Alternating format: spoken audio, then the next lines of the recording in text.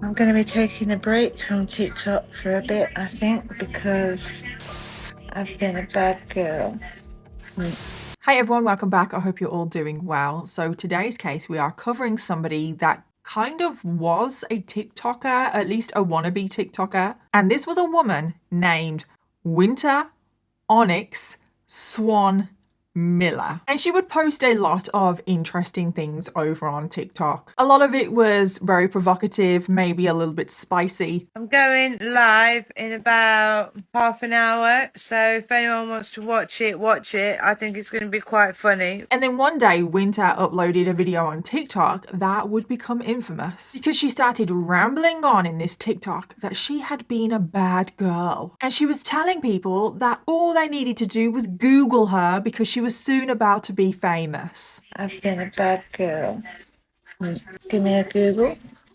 Give me a Google search. And why had Winter Onyx been a bad girl? Well, literally just before, like moments before sitting down filming that TikTok video, she carried out an absolutely despicable act. And she was almost proud of it. I mean, she got on TikTok to brag about it, essentially. And that is what we are going to be covering today. So let's jump in. Before we get started, I just want to give a huge thank you to today's sponsor, and that is ExpressVPN. ExpressVPN is an app that keeps you safe and secure when you're online. It's super easy to install and use. Whenever I'm in a coffee shop on my laptop or even just on my phone, I always make sure I am connected to ExpressVPN. And for all of my security concerned viewers out there that are worried about connecting to public Wi-Fi, I would highly recommend using ExpressVPN. But there is one other amazing benefit to using ExpressVPN, because it allows you to watch TV and movies from all over the world. And I'm sure most of you guys, if not all of you guys, have seen or at least heard about Adolescence on Netflix. It follows a fictional story of a teenage boy who is convicted of murder. It is an amazing British series. The way it's filmed is so unique. And if you have binged Adolescence already and you want something similar, well, this is where I'm going to help you, because you all need to go and check out the true crime section on ITVX. And for those of you that have no idea what ITVX is,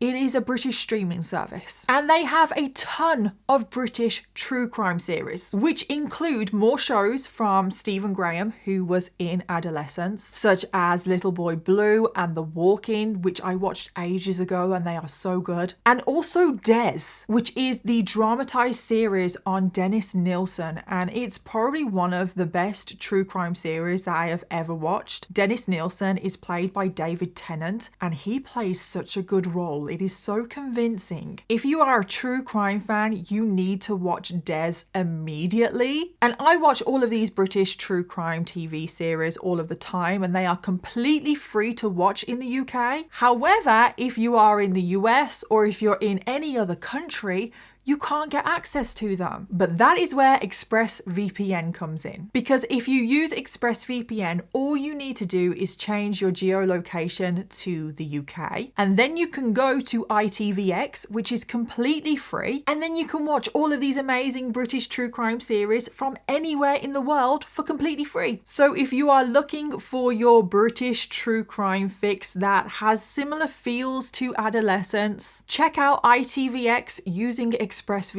And you can go and get 4 months of ExpressVPN for free by going to expressvpn.com/Danielle, or just go to the link in my description box. And using that link really does help out this channel because it lets ExpressVPN know that you came from this video. So thank you again to ExpressVPN for sponsoring today's video, but thank you to every single one of you watching right now, because truly, from the bottom of my heart, without all of you guys, I wouldn't get opportunities like this. And now let's jump into today's case. So Winter Onyx Swan Miller, and that is her full name, was born on the 13th of November 1986, making her a Scorpio. And she grew up in Derbyshire in the UK with her mom. Now, Winter had a pretty normal childhood in the beginning. Winter herself has said that her mom was a fantastic mom. Her mom raised her as a single parent. They really got along. Her mom seemed like a great person. However, when Winter was only 7 years old, this is when things started to change, because Winter's biological dad came back into the picture, and he was not a good man. He was the complete opposite of Winter's mom, because Winter's dad lived down in Cornwall, which is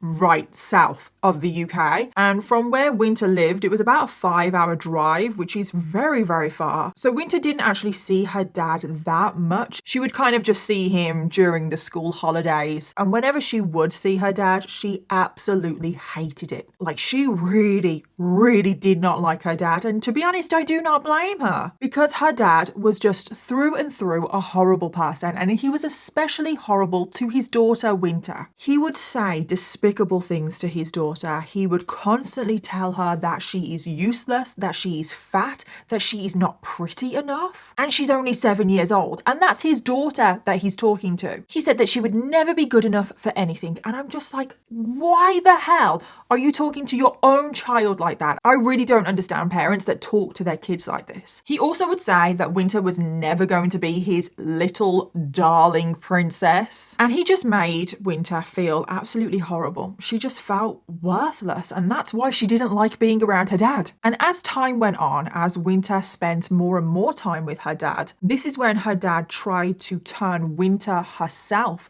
into a violent, angry person. He would encourage Winter to get into fights at school. He would encourage her to be a bully. He taught her how to pull pranks on other kids, how to just be mean and what to say to them. I mean, he did say that she would never be his little princess, and it literally is like he's trying to turn her into a little monster. And the more time that Winter spent with her dad, the more it had a significant impact on her. It really started affecting her self-esteem. She tried to change her appearance to please her dad. She dyed her hair bleach blonde at only 11 years old. And then this next thing, I cannot believe he actually did this. And I don't know what Winter did to deserve this punishment in his eyes, but one day as punishment, her dad shaved all of her hair off. And I truly mean that. He shaved all of her hair off. She was only 12 years old when he did this, and it was just before she started high school. So maybe that's why he did it, because starting high school for anyone is very daunting. It's so scary. It's like a new environment. You're thrown into the wolves and you're expected to be like a grown-up. So maybe that's why he did it, because he's just a bully and he wanted to embarrass his child. And it was probably some sort of level of control as well, because now Winter, she starts high school with a shaved head. And as we know, kids can be the meanest, and everyone ridiculed her. And Winter had never felt so embarrassed in her life. She felt so ashamed. This would not have helped her self-esteem issues. She would also act out in school. She also started refusing to go to school. Her mental health plummeted and she began self-harming. And when her dad heard about her bad behavior in school, even though he had actively been encouraging her to act that way, he wasn't happy. So as soon as her dad found out that he actually had turned his daughter into a bully, he drove all the way from Cornwall to Derbyshire, collected Winter from her mom's house, and he essentially kidnapped his own daughter. And they went on the run for 5 months. And I'm like, I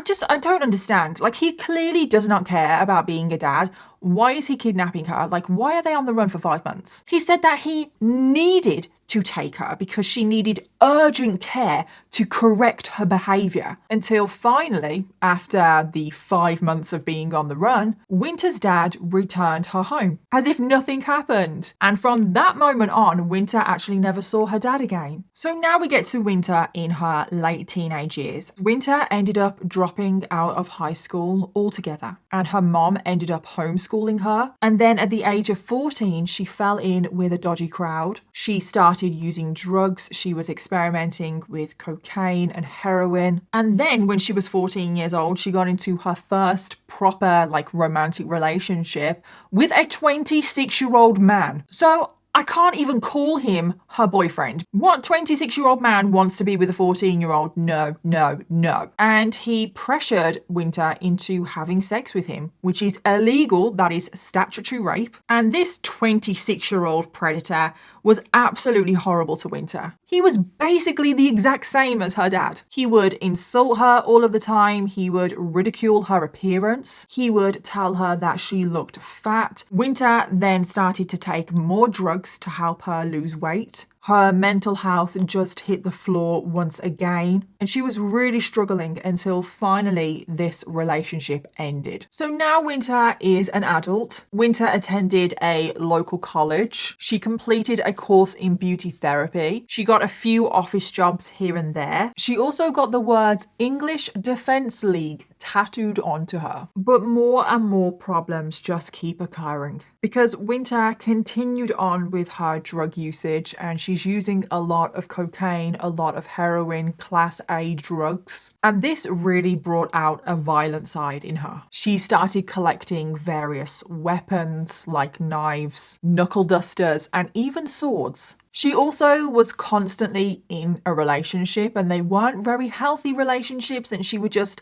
get into one relationship, that one would end, and then she would jump immediately into the next relationship. And it's said that she basically would just use the people that she was in a relationship with. She would just try and get whatever she could out of them. And then in 2009, when Winter is 23 years old, this is when she is convicted of a violent assault. And she ended up being sent to prison for the very first time. And I don't know any more details than that, but we know she's quite a violent person, and with all of those weapons, it was probably pretty serious. And then a few years later, Winter eventually gets out of prison and she jumps straight into a new relationship. She starts a relationship up with a woman named Natalie. The two of them actually get married, and they are in a relationship for the next 5 years, which is a very long time for Winter. This is probably her one and only stable relationship, because this actually was a very good period in Winter's life. Natalie seemed to be a great person for her. It seems like Winter is trying to get her life back on track. She starts a new career. She becomes a dog groomer, a dog walker, and a dog sitter. And you can actually see this on Winter's LinkedIn page online. It says, "I am Winter, pleased to meet everyone. I'm currently looking for a new job role in the animal sector, particularly with dogs." This is also when Winter herself gets a dog, who is a little Pomeranian named Oblivion. Now, this dog plays a significant role in today's case, so remember Oblivion. And Winter absolutely adores her dog. She makes so many posts on social media about her dog. She says, quote, "He is my baby boy. He is treated better than I treat humans." Oblivion's awake! Oblivion's awake! She also says that he is 5 years old, he is a stud dog, and he only weighs 3 kilograms, which is tiny. That is smaller than Daisy. Daisy weighs about 3.5 to 4 kilograms. So that Pomeranian is tiny. So this is actually a period in Winter's life where everything is actually great for her. There's nothing for me to really say. She just lives a normal life. She's in a great stable relationship. She has a great job. However, suddenly her wife Natalie passes away from unexpected health complications. And this absolutely devastated Winter because Natalie was her whole world. She loved her wife more than anything, and after her wife passed away, she just fell apart. So a few years pass and Winter slowly rebuilds her life. She's currently now 35 years old. And what does she do at this point in her life? Well, she starts her TikTok account. I'm going live in about half an hour, so if anyone wants to watch it, watch it. I think it's going to be quite funny. And initially her TikTok account, she's just kind of like dancing around. She's lip syncing to a lot of music. She also posts a lot of videos with her mom. She posts a lot of videos about her dog Oblivion. Right, we're going up to start doing the challenge. I'm going to make my mother here look 20 years younger. She also shows her pole dancing journey. Well, I'm going on the pole in about half an hour. I'm going to try and master the pirouette and see if I'm any good. So she also shares a lot of videos of her dressed more provocatively, asking her audience if she should start camming. I put my last pole video up on TikTok and they've took it down for some reason. I don't know why, probably because of the clothes that I was wearing, but I would definitely put another one up soon. And her audience starts to grow. She gains over 8,000 followers, which is a lot of followers. However, when I was going through her TikTok videos, a lot of the comments on her videos did seem to be from like very creepy men, like older men. And it seemed like Winter liked the attention that she was getting. At the Wetherspoons, in a bikini. Am I crazy? The answer is yes. Do I care? The answer is no. I'm going to probably get banned for this, but our country has been getting raped and nobody's saying or doing nothing because they're too frightened. But what can I say? I'm just a bar art actress.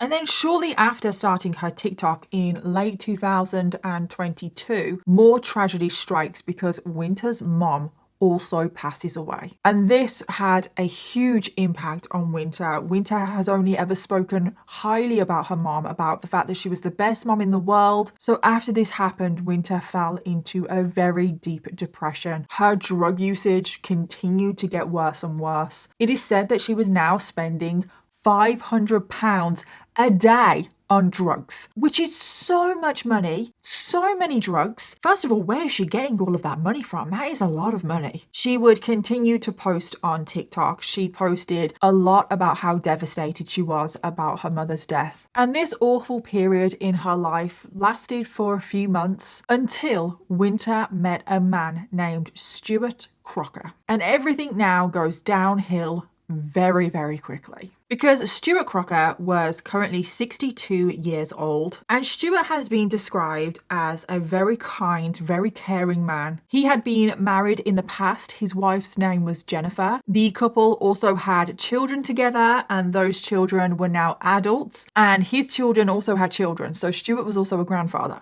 And Stuart was currently living on his own. He was separated from his wife. They were no longer together, but they never got divorced. And they still remained close. They still remained friends. Like, Jennifer would always go around, visit him. They would always have dinner together. It just seems like they had fallen out of love, you know, but they were still friends. They still had love for each other, but they just weren't in love. Stuart also had a very close relationship with his children and his grandchildren. His son said that his dad was his best friend and he was always there for his grandchildren. However, Stuart did have his struggles. He suffered from PTSD, which was from him serving his country. He struggled with alcoholism, but he had a lot of people around him that supported him, that helped him in any way that he needed with his struggles. And at this point in his life, everything was actually great. However, then he meets Winter for the very first time. So they meet in February of 2023. They met through a mutual friend who was also a drug user. So they eventually met and they started to build up a relationship, but only a friendship. It was only a friendship, nothing romantic. And then suddenly, out of nowhere, Winter starts telling Stuart that she needs a place to live. Winter claims that her current home had been destroyed by drug dealers and that she was currently homeless. And I don't know how true this is, but Winter has a very loose relationship with the truth. So I wouldn't be surprised if this wasn't true. But anyway, she's going on, she's playing the victim to Stuart, and Stuart, being the kind, caring person that he was, he didn't want to see his friend homeless, so Stuart offered Winter a place to stay at his home, just until she got back on her feet. So the two of them start living together. Stuart was currently living in a town called Andover, which is in the south of the UK, just outside of Winchester. And at first things were great. The living situation was absolutely perfect. Winter has said how easygoing Stuart was, how easy he was to live with. She felt extremely comfortable around him. Winter also brought her dog Oblivion to live with them, and Stuart loved this dog. He helped take care of Oblivion. However, just a few days into the two of them living together, things start to change. Things start to change very quickly because, yeah, they have only been living together for a few days. Because at this point, Stuart's mental health had started to decline again. He was currently in a pretty bad way. And Winter saw this as a golden opportunity. She saw that Stuart currently was very vulnerable. So Winter managed to worm her way into his life. She started kind of taking over. She started being the one to take him to all of his doctor's appointments. And she started to see that she could take advantage of Stuart because Stuart needed her. He needed someone anyway, and Winter was there. And we all know that Winter has a history of taking advantage of people. It was quite common for Winter to only get into relationships with people for financial gain. And that was obviously money for drugs. So all of a sudden, Winter started acting very flirtatious towards Stuart. She started dressing a lot more provocatively. And she was just incredibly manipulative of Stuart when he's in this vulnerable state, and she's constantly manipulating him out of more and more money for her to buy drugs or whatever she wants. And it wasn't too long before Stuart's family, so obviously his wife Jennifer and his kids, they clocked on to the situation and they were not happy at all. They could see that this woman, Winter, had appeared out of nowhere, and all of a sudden Stuart is giving most of his money to this woman. Jennifer and Stuart's children could clearly see that Winter was only with Stuart for his money, but whenever Jennifer would try to intervene and warn Stuart about Winter, Stuart wouldn't listen to her. He always saw the best in people, and he saw the best in Winter, and he didn't believe that Winter was using him. He truly believed that Winter had his best interests at heart. However, Winter, she was not happy that Stuart's family were getting involved, so she started to isolate Stuart more and more from his family. She was with him 24/7, and she wanted more and more money. So like I said, Stuart, he's obviously suffering with his mental health. He's already getting benefits from the government, but Winter wanted him to claim more benefits from the government. She would help him fill out all of these forms to try and get more benefits from the government, and she was doing this to essentially take the money for herself. And before you know it, she's pretty much in charge of every aspect of Stuart's life. And things would only get worse from here. However, there is one more thing that we need to discuss before we get there, because it was around this time where Winter started accusing Stuart of some very inappropriate things. Now, I just want to clarify here that, first of all, these accusations were only made after Winter had committed an atrocious act, which we're obviously going to get to. So please bear that in mind, that everything that I am about to say are just Winter's own words. And she only started making these accusations almost in her defense. So just bear that in mind. And we also know that Winter has a very loose relationship with the truth. I never like to accuse people of lying, but many people think that Winter is lying in this case. Because later on, when she's in court, Winter started accusing Stuart of sexual abuse. Winter accused Stuart of taking advantage of her sexually. She said that this behaviour steadily got worse and worse over time. Winter also then said that Stuart started luring her towards his bed, even though Winter wanted to sleep on the sofa. And according to Winter, if she didn't do what Stuart wanted, if she didn't go into his bed, he would completely lose it and tell everybody that she was a whore. And those are Winter's own words. Winter also said that Stuart started stealing her medication, her prescribed medication. She also said that Stuart was addicted to her prescribed medication. She also said that as he was taking away her prescription medication, he would play mind games with her, that he turned everyone against her, that he was the one that isolated her, not the other way around, and Winter had nowhere else to go because she was currently homeless. And then Winter went on to accuse Stuart of raping her multiple times. She said that he raped her a total number of 5 times. She also said that there was one time where she got really drunk, she passed out, and the only thing that she remembers is that Stuart put his hands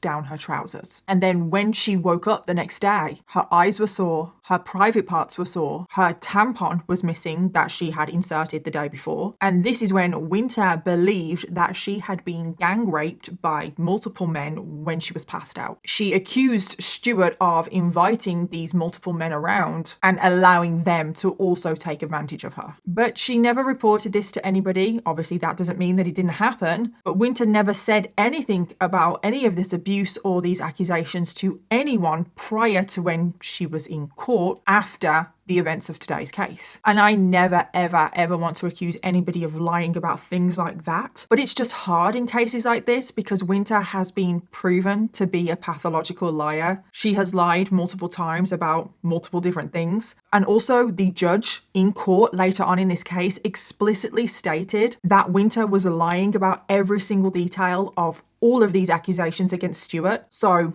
make of that what you will. So now we get to May of 2023. And this is only 3 months after Winter first met Stuart. And it was around this time when Winter started displaying a load of very bizarre behavior towards Stuart, and she now starts making a ton of secret recordings of Stuart. She would walk around the home with her phone secretly recording. She was trying to get Stuart to say something incriminating. She was trying to get Stuart to admit to some sort of sexual abuse or assault in any kind of way. She would say things like, "You're horrible to me, aren't you? Remember what you did to me the other day? Why would you do something like that?" And Stuart's response on the recording was always just confusion. He didn't know what she was talking about. He never admitted to anything. He was always just like, I don't know what you're talking about. I don't know what you're going on about. And he seemed to be saying that in a sincere way. Like he genuinely was confused. He didn't know what she was talking about. But Winter kept doing this. She kept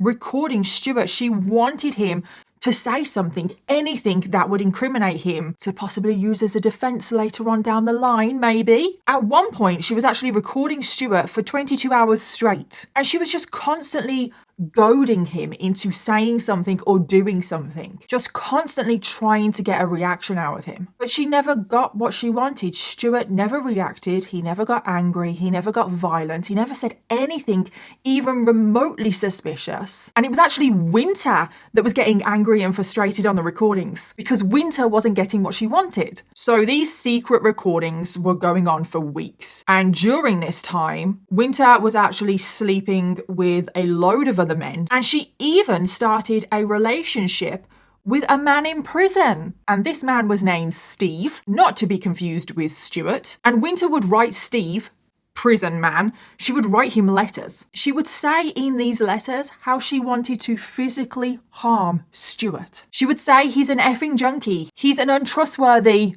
C word. See you next Tuesday. She would also say things like, "I will get my revenge." She also said that she wanted to carve her name, Winter, into Stuart's chest. She said she wanted to attack him with a hammer. She said that she wanted to inject bleach into his veins. And she also expressed a desire to commit murder. And she wrote all of this down. This is all evidence in the letters that she wrote Steve in prison. It's just crazy that she's literally saying what she wants to do. The only person that has ever displayed any kind of violence or abuse in this relationship is Winter. Because this whole time as well, Winter is still taking so much money from Stuart. She started to take more and more money out of his bank accounts. She continued on trying to defraud the government out of more benefits until one day the absolute worst happened. Because we now get to the early hours of the 23rd of June 2023. Stuart and Winter had been up all night. Winter had consumed a load of cocaine throughout the night as well. And at some point, the two of them got into a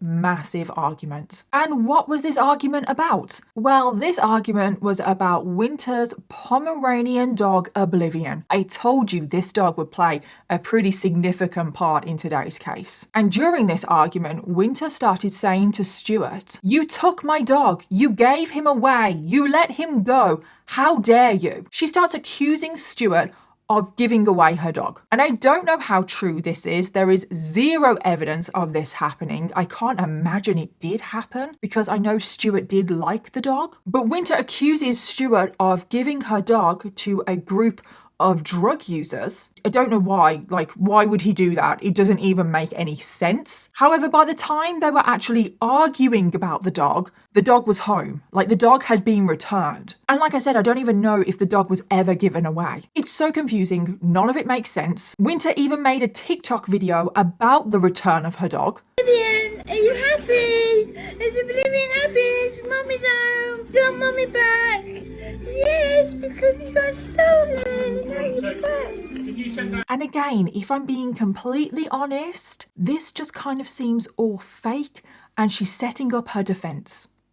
But that's just me. But anyway, they're arguing because Winter still hasn't forgiven Stuart for apparently giving away her dog. You've also got to remember that she's taken a load of cocaine. So I don't know if that is impairing the way she's thinking. Who the hell knows? But this argument is getting very, very aggressive. She is ranting and raving. And then tragically, things would now take a sudden turn because in the heat of the argument, Winter picks up a knife. We don't know where from. We believe it was from the kitchen. And then she heads over to Stuart, who is in the living room, and she just started stabbing him over and over again. And this was a very frantic attack. Winter was stabbing Stuart in the back, in the chest. Stuart was fighting back. He was fighting for his life. He suffered defensive wounds all over his hands. But Winter kept going and she was stabbing Stuart deep. Like, these wounds were deep because this was a 7-inch knife that she was using. Winter then inflicted a huge stab wound to Stuart's neck, which resulted in him losing a large amount of blood. Before then, Winter picked up her Louis Vuitton bag and took the chain off her bag and wrapped it around Stuart's neck. And she slowly began to choke him. And Stuart couldn't fight back anymore. From the combination of the stab wound to his neck and the large amount of blood he had lost, he was so weak. And now Winter is also strangling him. And this is tragically when Stuart Crocker lost his life. And it came out of nowhere, this frantic, very aggressive attack. It was so cold and brutal, and it's just heartbreaking. And then what did Winter do? Well, she first began attempting to clean up the crime scene. However, she didn't try very hard. She just covered Stuart's body with a white blanket. She then placed an electric fan next to his body, turned it on so the body wouldn't smell. And then what did Winter do? Well, what she did next is actually what makes this case pretty infamous, because she sat down in the same room. Yeah, in the same room. Stuart's body is literally right there. So she's in the living room at the scene of the crime. She sits down on the sofa and she turns to TikTok. She makes a goddamn TikTok video. And it's not just one video. No, it's actually 4 videos about what she's just done. It's truly unbelievable. Like, what the hell is going through her mind? She starts off the first TikTok video by saying, well, hi guys, it's me, Winter Onyx. Well, hi guys, it's me, Winter Onyx, ONYX, Swan, SWAN, Miller, MILLER. She then says that she's from the UK, the south of the UK. I'm from the UK and south of the UK. Before then, she says the most bizarre and chilling thing. She says that she's going to be taking a break from TikTok. Before she says, I've been a bad girl. And then she starts laughing. I'm going to be taking a break from TikTok for a bit, I think, because I've been a bad girl. Like, she's literally making this a big joke. She's like, I've been a bad girl. It's like, you've just murdered somebody. Like, literally, she has just murdered somebody. Their body is on the floor in front of her in the same room. It was only moments prior that she literally killed somebody in cold blood. And now the first thing she decides to do is take to TikTok. She decides to tell all her followers, and technically the world, because anyone can view this video, that she has been a bad girl, that she's going to be taking a break from TikTok because she's a bad girl. And we obviously know that she had been taking a load of cocaine throughout the night, and it does kind of seem like she's still high, or maybe she's on like a slight come down. She then starts telling people that they can write to her when she goes to prison, and all they need to do is Google her. So I've gave you my name, I've gave you my location. If anyone wants to get in touch with me, just give me a Google search, and I'm sure you'll be able to find out where I am. And if you want to write to me, I'll happily write back. She then starts to half-heartedly defend what she has done. She starts saying that there's 2 sides to every story. I had to do what I did because of my situation.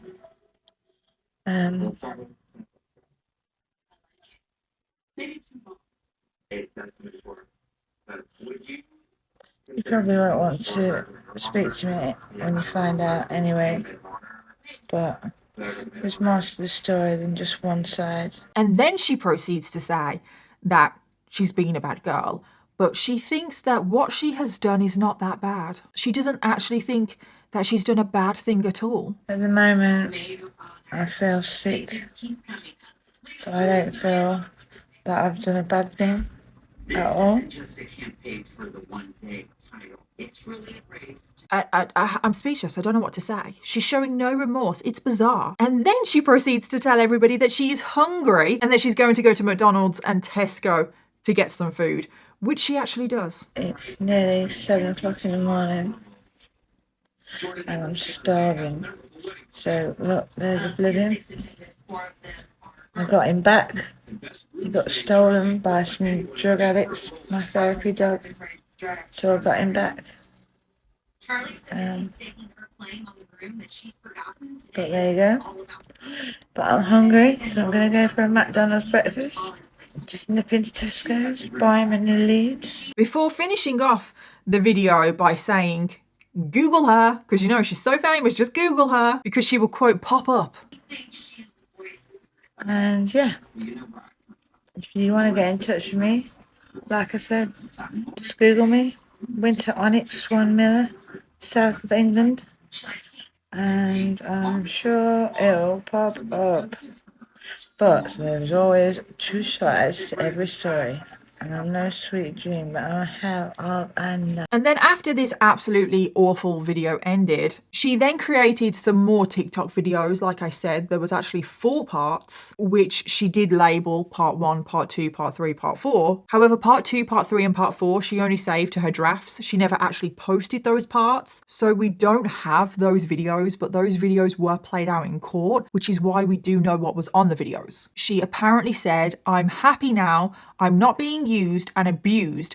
I can't wait to be in HMP again." And for those of you outside the UK thinking, what the hell is HMP? Well, it stands for His or Her Majesty's Prison. So she's basically saying she can't wait to go back to prison and be a prisoner again because, yeah, don't forget, she's already been to prison once for a violent assault. In part 3, she says, "I swore if anyone ever hurt my dog, I would never let it go. I did what I did, and I did it because I had no choice. I killed the effing C word who orchestrated it." And then in part 4, she says, "I'm sitting in the same room as the old man I stabbed and choked to death. I feel nothing but freedom. Even though I'm going to be caged, it's all good. I've done the HMP tour before." Before she then proceeds to actually go and get food, because don't forget she's hungry. She actually does go to McDonald's and Tesco for food. And when she's at Tesco, she actually bumps into another man that she once went on a date with from Tinder. All of this was actually seen on CCTV.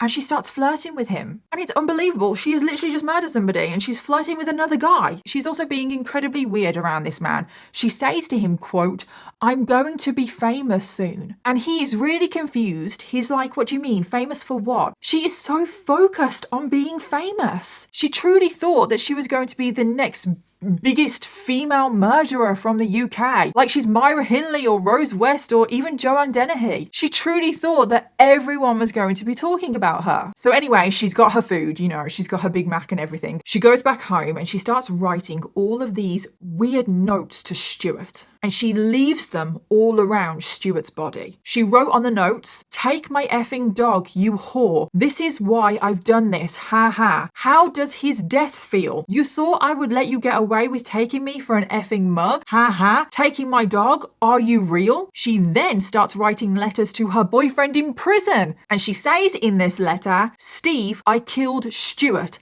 Ha ha. I effing stabbed him to death. Took me effing ages. I choked him with my LV bag. Oblivion was rolling in his blood. I'm sat here and he's on the floor. I've covered him up, the fat git. I'm the boss ass bitch. He should have known." She then also said that she was going to write an autobiography. She truly thought that she was going to be famous. She actually did keep saying that she was going to be TikTok famous. Again, sometimes I shouldn't be surprised really. How many of these cases have I done? But these people, they are so delusional. And I kind of wonder, Is this why she did this? Like, is this why she murdered Stuart, because she wanted to become famous? And then, after writing all of these letters, she invites another man over, with Stuart's body still there. And this was a man named Eddie. And when Eddie arrived, obviously Stuart's body is right there. But he didn't seem to care. The two of them actually just got high together. Winter gave Eddie Stuart's credit card. They then went to an ATM to steal Stuart's money, and then they bought more drugs together. And then they partied a lot. They filmed videos of themselves together. Winter was in her underwear. Eddie wasn't wearing a t-shirt. And then what did they do next? They went on the run together. The pair of them,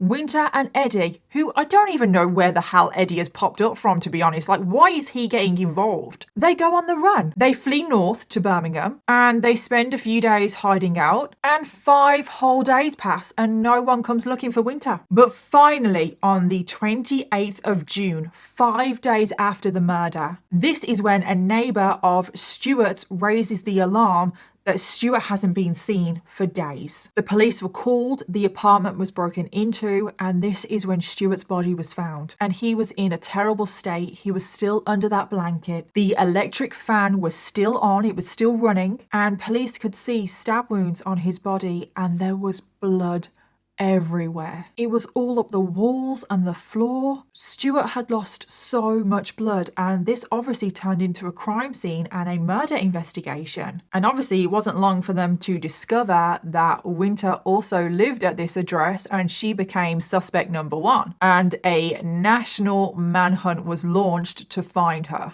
And 2 days later, on the 30th of June 2023, this is when Winter and Eddie were finally tracked down in Birmingham, and the pair were arrested. However, it soon became clear that Winter was the main and only suspect in the murder of Stuart. Eddie had a few minor charges because obviously he saw Stuart's body and did nothing and then went on the run with Winter. So he faced a few minor charges, but he was soon let go. So Winter was taken in for an interview, but to every single question, she answered no comment. She would not tell the police a single thing. But she was soon charged with murder, and then all that was left was the trial. The trial went ahead in 2024 and Winter pleaded not guilty. And this is when we hear for the first time those accusations against Stuart in Winter's defense. This is when she talked about Stuart sexually assaulting her, about raping her, about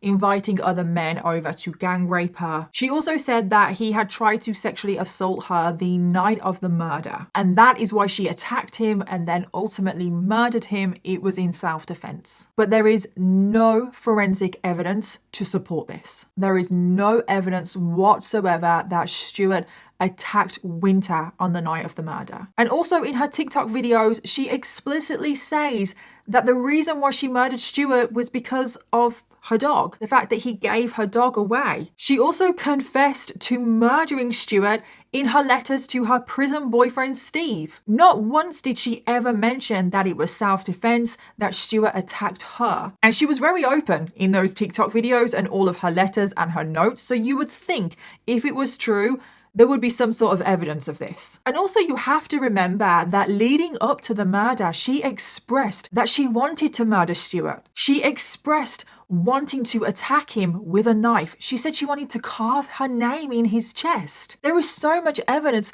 pointing towards this being premeditated murder. But in the end, the judge and the jury, they didn't buy any of Winter's lies, and Winter was found guilty. The judge said that she is a highly manipulative person who was prepared to do and say anything in her defense. The judge also said that they were satisfied that there was no sexual exploitation of Winter at all. That, if anything, control and coercion came from Winter towards Stuart, not the other way around. So she was obviously found guilty, and Winter Onyx Swan Miller was sentenced to life in prison with the minimum of 23 years. And after doing all of my research on this case and looking through court documents, I'm still left with one question.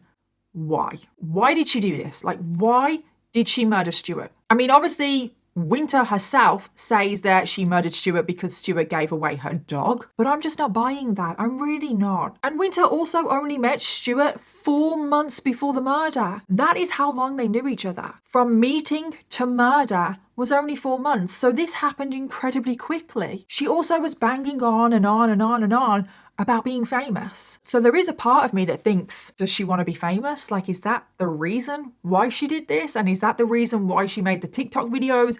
Because she thought that that would be shocking and she thought that that would get people talking. But then my mind starts ticking over and over, and this is just my theory, but I think it kind of all goes back to her dad. We know that she had a very troubled relationship with her dad. She has a lot of resentment to her dad, and I think it shows in all of her relationships with men throughout her life. She has always used men. She's always used them for financial gain to just try and get as much out of them as possible. And then as soon as she's got what she wanted, she leaves. I believe she holds a lot of resentment towards men because of her dad. So could this have been a factor? She was also very high on drugs. She had consumed a lot of cocaine, so that obviously plays a part. And all of this combined, the fact that maybe she wanted to become famous, the fact that she has a lot of resentment towards men and especially her dad, and the fact that she was high on drugs, all of that combined, and she took out her anger on Stuart. But you'll have to let me know what you think. Tell me all of your thoughts and theories. And in the aftermath of this case, Winter's dog Oblivion was rehomed and he is living his best life with his new family. He is thriving and happy. But I just wanted to end this video remembering the victim of today's case. Stuart Crocker was described as a kind and caring man who loved his kids and his grandkids more than anything. His son Joseph said that his dad was his best friend, that he was always there to support his grandchildren, and he will be missed by everyone around him. He was taken in such a brutal way and was taken too soon. He was only 62 years old. And my heart really goes out to Stuart's family. I just hope they're doing okay. And that brings us to the end of today's case. As always, let me know your thoughts, theories, and opinions. And don't forget to leave me your case suggestions in the comments down below because I always want to know what you want to hear next. Thank you again to ExpressVPN for sponsoring today's video, and I'll see you all in my next one. Bye.